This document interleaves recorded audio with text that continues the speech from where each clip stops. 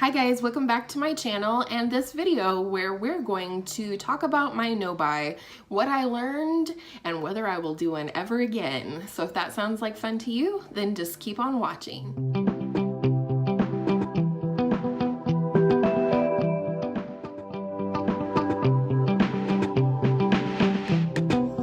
First thing that I learned in my no-buy is just how long it takes to finish up a product. Sometimes I buy backups. I shouldn't even say sometimes. A lot of times, if it's an essential in my collection, I will buy a backup thinking, oh, I'm gonna run out of this concealer or what have you soon. I would like to have a backup so I don't have to worry about, running out to get a new one when it is used up. And then every time, it takes months for me to actually finish using up that product that I felt such a strong pull to have a backup of. Of course, backups are going to come to me by way of other people. Sometimes I have several mascara backups right now, and that's when I don't have a problem with leaving them closed and not opening them until I'm ready for a new mascara because the other one has run out or I've had to get rid of it because the shelf life is up. So if that makes sense, I don't have a problem with that, but if I get a new concealer, let's say I'm trying something different than the one that I'm trying to replace, I have a hard time not opening it, until the old one is done, and then that starts cutting into the shelf life of that product. Hopefully that was clear as mud. The second thing that I learned is how to shop my stash for new releases. While I was on my no-buy, and you guys were holding me accountable to that, it really helped me to look at new releases more objectively and then look at my stash and think, could I dupe that or any of it? Specifically eyeshadow palettes. You guys know I'm a junkie. We all are, aren't we? I don't know. I'm definitely an eyeshadow junkie, but it helps me to look at things, new releases, and think, can I find a color that is similar or similar enough that the results would be similar in my own collection? And sometimes the answer is yes, and sometimes the answer is no. But I did find in the times that I tried to dupe new releases from my own collection, I was only left with a few shades that I didn't have in my collection. Then you have to look at it. Let's say you have a 14 pan palette that you're interested in that's being newly released.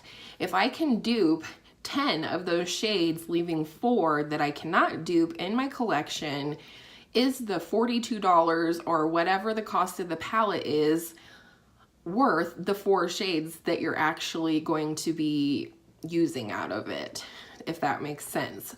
I'm speaking specifically of the Soft Glam palette, and I definitely got sucked in, and I don't feel bad about it. I did order it, but I did try and dupe it out of my collection first. So I think that's really valuable information. I think it's a great habit to get into, shopping your stash for new releases, looking for things you haven't used in a while, and reacquainting yourself and falling deep in love with them all over again. So, and then the last thing that I learned is that I really want to institute a one in and one out policy within my stash of cosmetics. And by that, I mean, when I use up a concealer, if that's the product, then I can buy a new concealer. Some things are not going to be that way. Clearly eyeshadow is one of them. But for example, I have a ton of blush because I love blush.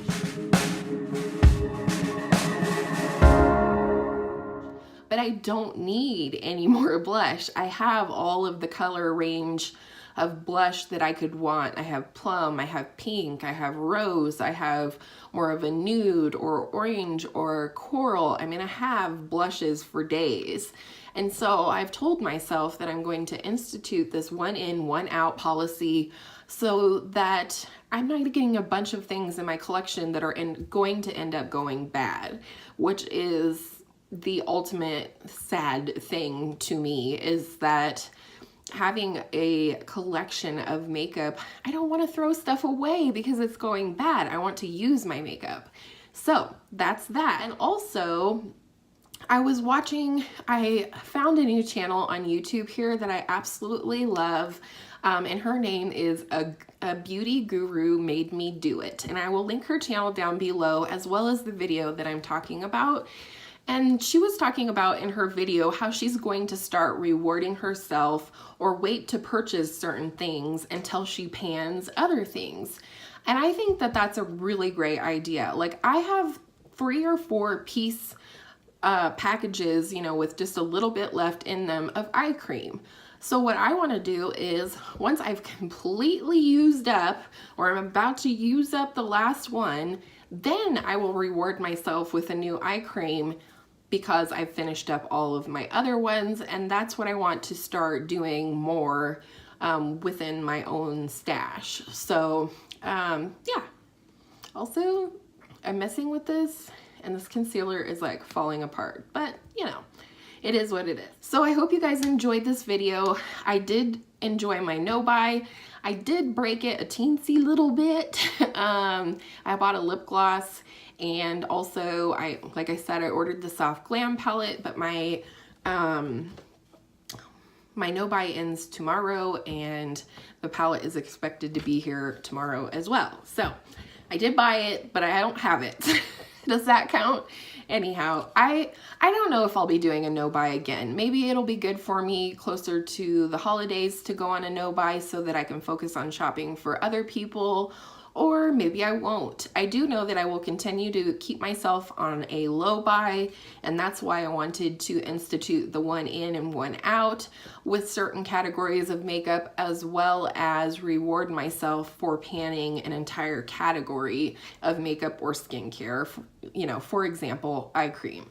So if you like this video, go ahead and click that like button for me. Subscribe if you haven't already. I do upload at least 5 days a week, and I also upload daily additional content over on Instagram and Twitter at JourneyInBeauty, all one word.